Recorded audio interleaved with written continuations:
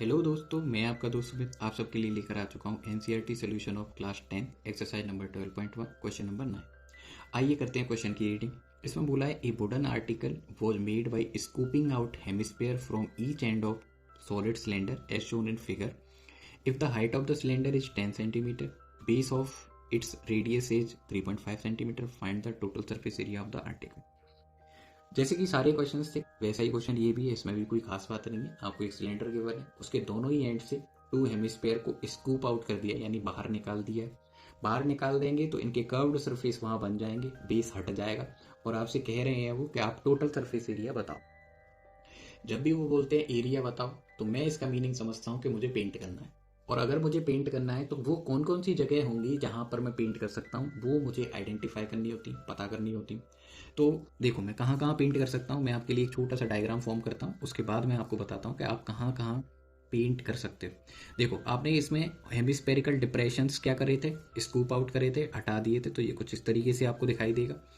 जो चीज़ें आपको दिखाई नहीं देंगी उनको मैं थोड़ा सा, जो चीज़ें आपने हटा दी हैं बेसिकली उनको मैं आपसे, वो आपके लिए मैं आपको बनाता हूँ डॉटेड लाइन से। तो मैंने ये डॉटेड लाइन से बनाया, ओके, ये मैंने डॉटेड लाइन से क्रिएट कर दिया, बना दिया। अब मैं क्या कर सकता हूँ, अब मुझे आइडेंटिफाई करना है कि पेंट कहाँ कहाँ हो सकता है। तो अब मैं रेड पेन से इसको मार्क करूंगा कि कहाँ कहाँ पेंट हो सकता है। तो सबसे पहले जो हमारा सिलेंडर है उसके आउटर रीजन के ऊपर हम पेंट कर सकते हैं, ओके। सिंस एक थ्री डायमेंशनल स्ट्रक्चर होगी, कर्व्ड स्ट्रक्चर होगी, बाउंड्री जैसी स्ट्रक्चर नहीं है। कैसी स्ट्रक्चर है, कर्व्ड स्ट्रक्चर। जैसे ये पेन है, इसकी आप आउटर बाउंड्री के ऊपर क्या कर सकते हो, पेंट कर सकते हो। तो जब मैं इसको पेपर पर रिप्रेजेंट करूंगा तो ये सिर्फ आपको ऐसे ही दिखाई देगा, ओके।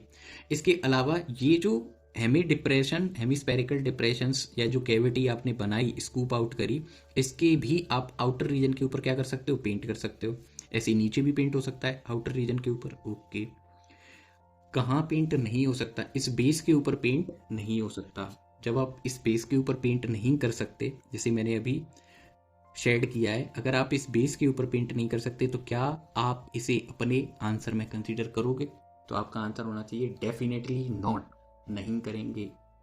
जिस जगह पर हम पेंट नहीं कर सकते वो सरफेस एरिया के आंसर में इंक्लूड नहीं होता। तो जब ये सरफेस एरिया के आंसर में इंक्लूड नहीं होगा तो फिर आंसर राइटिंग किस तरीके से की जाएगी, तो मैं लिखूंगा total surface area of article, TSA of article is equal to CSA of cylinder, CSA of cylinder, CSA of cylinder plus CSA of hemisphere. अब देखो दोनों ही हेमिस्फेयर सेम है तो हम एक हेमिस्फेयर का सीएसए निकालेंगे और उसमें 2 का कर देंगे मल्टीप्लाई।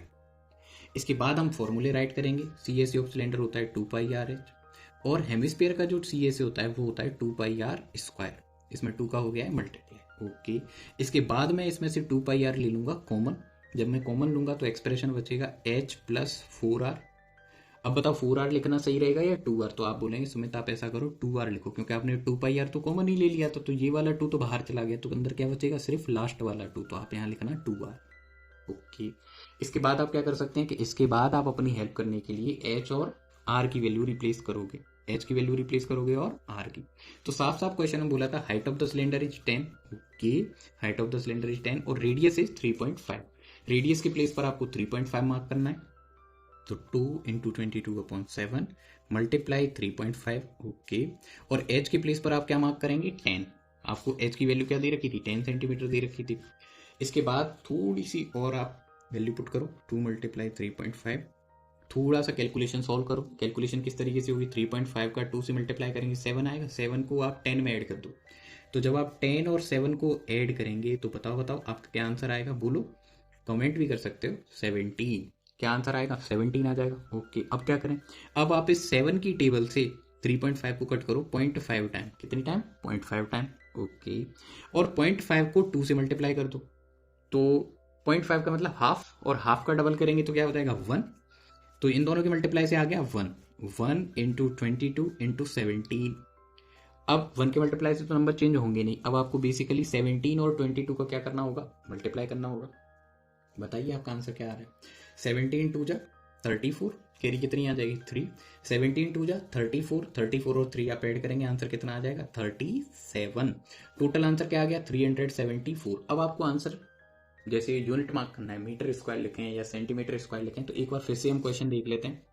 जो आंसर है वो आपको सेंटीमीटर के अकॉर्डिंग देना होगा, तो आप इस आंसर की राइटिंग में फाइनली आंसर क्या लिखेंगे, सेंटीमीटर स्क्वायर।